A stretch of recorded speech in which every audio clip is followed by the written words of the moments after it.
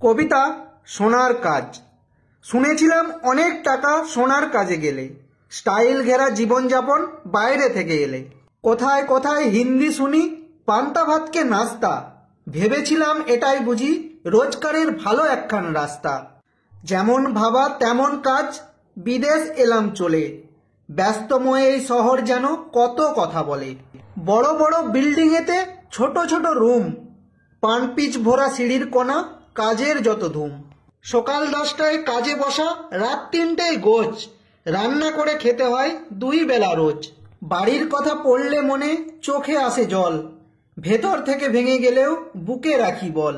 সকাল হলেই ভালো আছি মিথ্যে কথা বলি ফোন কলে, তাই সবাই ভাবে আমরা হয়তো আছি রাজার হালে। আরো অনেক কথা বলার আছে, বলবো আবার অন্য কোনো দিন। আজকের মতো এইটুকুই, পারলে সবাই শেয়ার করে দিন। নমস্কার।